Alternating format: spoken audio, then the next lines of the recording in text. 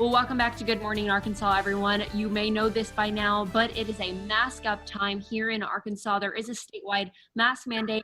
Gary Green of the law offices of Gary Green, you are here this morning to tell us maybe a few details we might not have thought of behind this mask mandate. So, Gary, good morning to you. What can you tell us about this mandate that we might not already know? Well, I think that when you're looking at any big picture, it's good to simplify it and to look at the intent behind the mask law. Mm-hmm. Yeah. Now, I think if you look at what Governor Hutchinson is trying to do and ask that question, what is he trying to accomplish? He's trying to save lives. Okay, that's the big picture.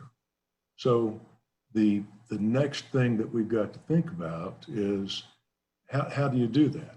Do you implement a mask policy that you're, by gosh, going to enforce and you know you want to enforce it? No, you implement it because you want to save lives. You implement it because you're wanting to communicate to people by your leadership that we should be wearing a mask.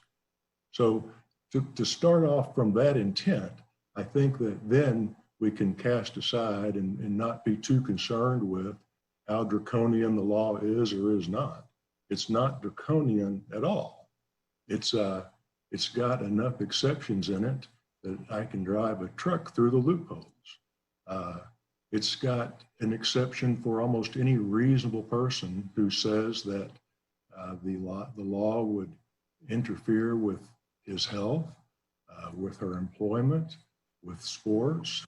There's an exception for almost any reasonable person. So then we kind of look at the complaints that start coming in about the law. And we've all heard that the law is unconstitutional. Well, no, it's not. The law is the law of the land.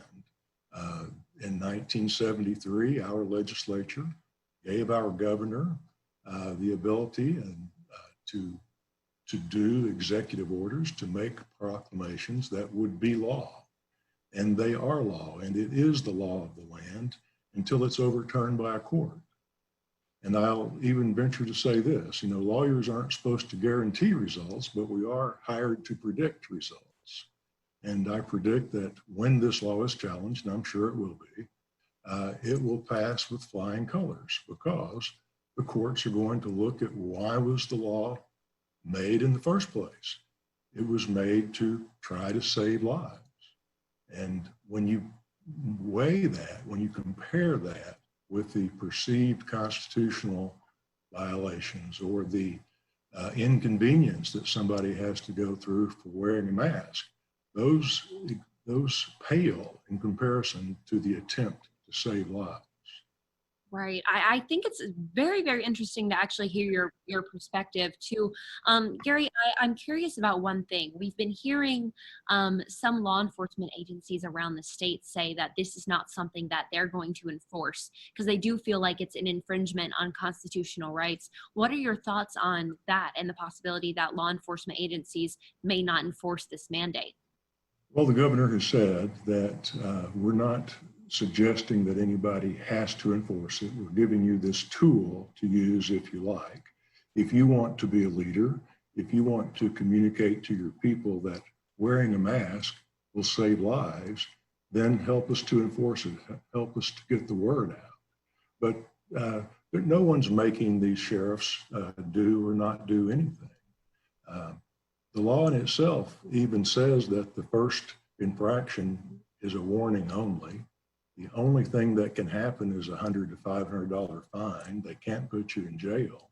Once again, Governor Hutchinson does not want people put in jail. He does not want people to pay $500 fines. He wants people to wear a mask because he knows that in so doing, we will protect some lives. Once again, going to the detractors, they're not perfect. People talk about the mask is not perfect. Some particles get in, around, or through. Yes, that's true, but it's better than nothing. And it keeps out some of the coronavirus and it helps save some lives. So it's a reasonable expression of what we as a society ought to be doing. we ought to be fighting the virus and not each other. Very interesting stuff there, Gary. Yeah, and you just went into what some of the repercussions might be. I know you said the $100 to $500 fine, and you did mention, but it could be misdemeanor charge. But like you said, even before that, it's just a warning for folks who might get caught without it.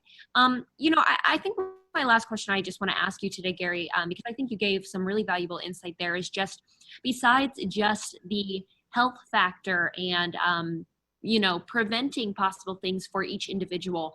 Do you think that the mask mandate is something that goes to help people beyond yourself, or do you think it's more so just a personal protection? What are your thoughts on that? Oh, it's definitely the golden rule. It's treating others the way we want to be treated. It's treating others the way we want to be treated if they were vulnerable, the way some older people are, the way some people with comorbidities are. So I think everyone who is proposing this is saying that it works for everyone. It's not so much a protectant of the person wearing the mask as the person around you who might receive coronavirus from an unknown carrier. Absolutely. Interesting stuff there. Well, Gary Green, one more time, can you just remind the viewers at home if maybe they would like to learn more about this mandate with you, where they can find you or where they can get in contact with you today? I'm in the office today and have been every day since the coronavirus. It's ggreen.com is the webpage, and our number is 800-833-0477.